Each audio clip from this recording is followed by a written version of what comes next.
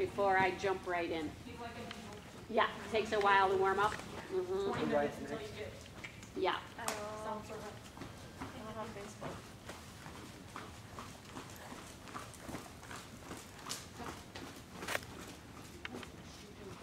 I have a FEI horse that's like this right now, and I'm just setting up a lease for a young girl to ride him, and she came to ride him for the first time the other day, and I said, don't decide whether you want to lease him in the first 20 minutes because you'll be sweating and puffing and breathing hard the first 20 minutes, and then after that you'll love him.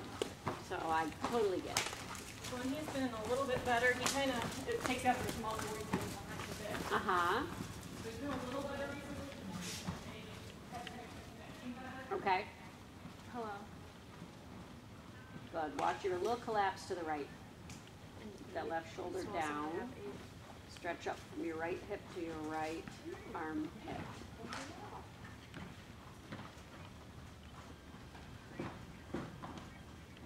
Oh yeah, for sure. I can try them on, but I think they'll be too big. And he's scared of whip tips. Okay.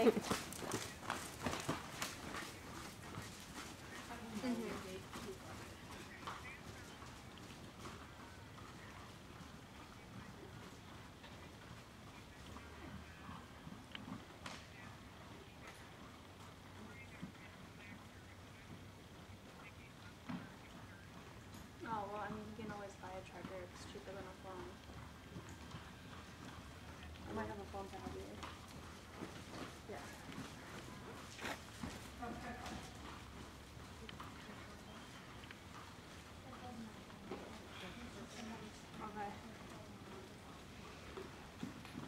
If he wants to bring my camera and take pictures, I would appreciate it.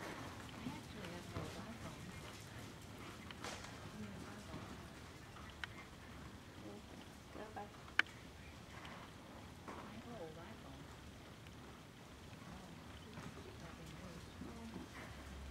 Yeah, because my mom's from shows said that she had a droid, which I think she's had. I think it is. But the only thing is we can find chargers, but you can get it charged. Good. Charged cheaper than a phone. It is. It is. Well, and he won't have his contacts in there, but he can get that. Right. I don't know how he's gonna find it on Android. I mean, I looked all Yeah, he around. looks like he has a really Well, soft I know mouth. that's a big thing for him too, because he calls in the morning and talks to everybody. So.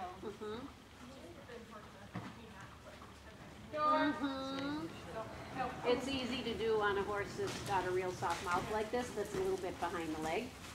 Then it's easy to get their head kind of going. There you go. Good. Think about your posting being more of standing up and touching the saddle rather than sitting and standing up. Do you know what I mean? You gotta ride him with more of a hot seat. Yep, hot seat. Barely touches back. Good. Good. Incline your upper body slightly forward. Good. Get a little more over his shoulder. Bring his hind legs to your seat. Come. Yep, use the biomechanics of your body straight ahead. Incline your hip just to touch. Close your hip angle a little bit. Good.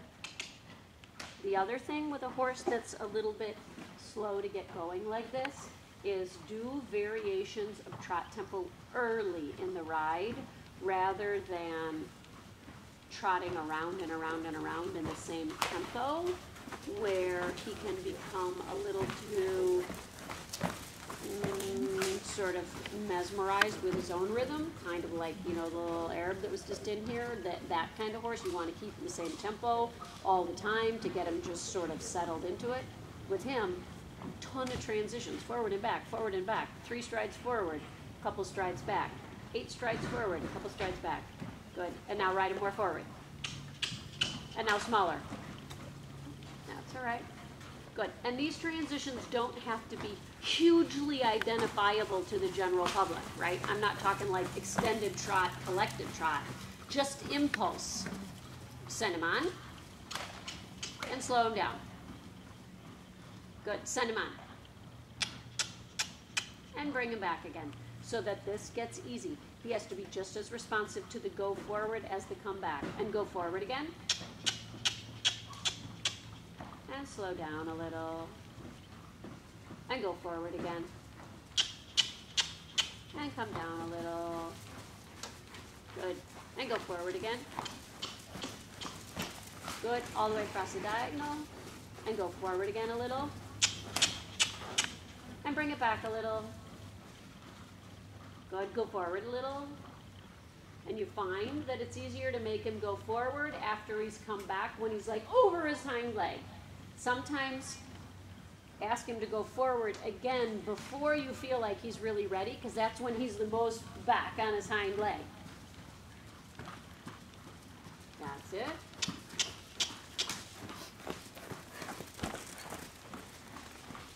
Good. Now send him forward again.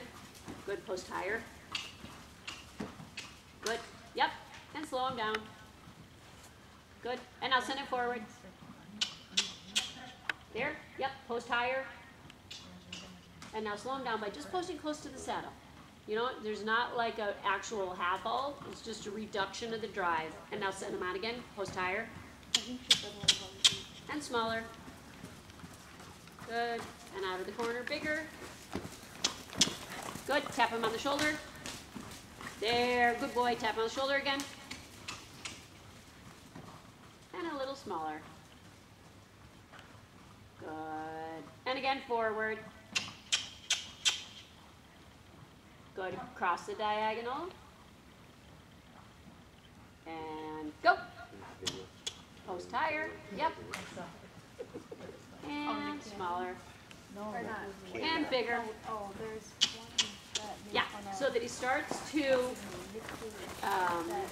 identify with the height with which you post. That is directly related to the amount of energy that springs out of his hind leg when it's on the ground still. Does that make sense to you?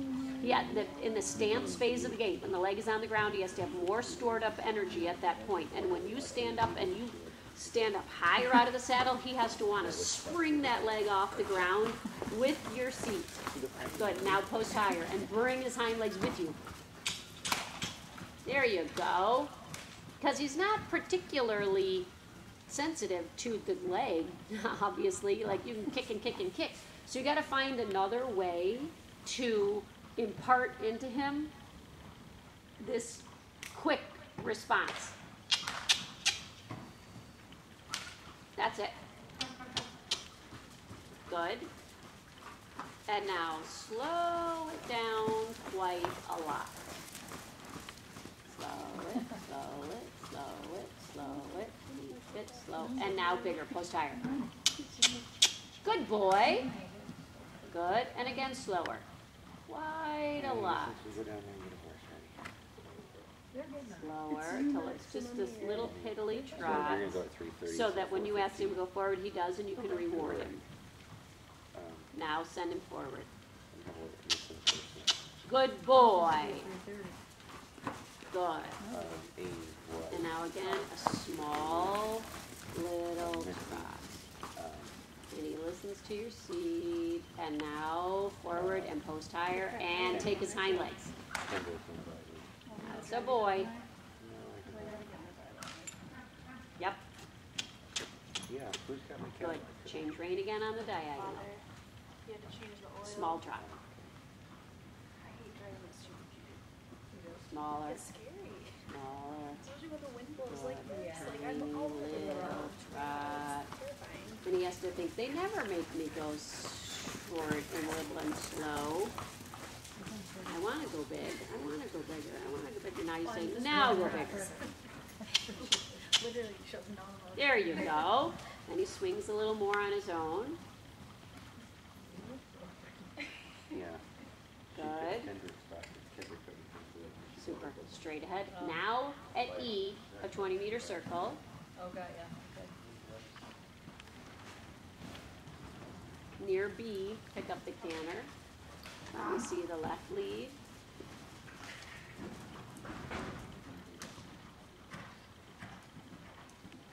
Good.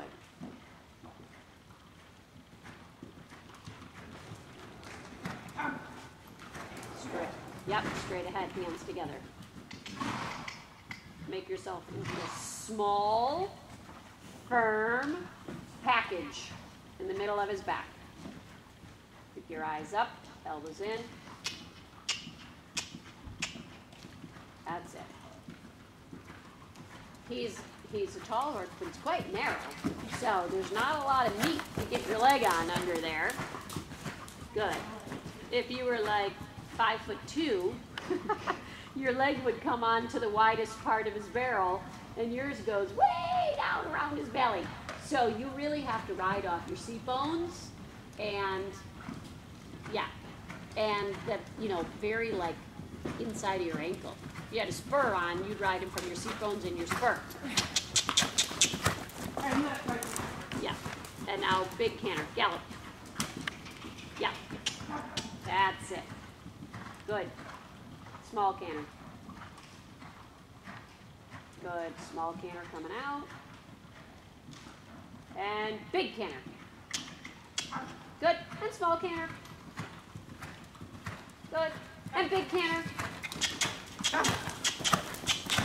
Good. And small canter. Right rein. And big canter. Good. And small canter. Right rein. And big canter. Good. So can you feel every time he answers you, then I say go big again. So half halt, outside rein, smaller canter. Good. And big canter. That's it. Because you start to feel, when you have all the outside rein and he comes back and he's poised underneath himself, that's the place he has to stay when he goes in the big canter. When you ask him to go forward, you don't want him to run his front legs away from where his hind legs were placed underneath him when he came back. So he has to go forward from that same spot and learn to keep the hind legs under when he goes forward, not run the forehand away from it. Only by doing those forward and back really close together will he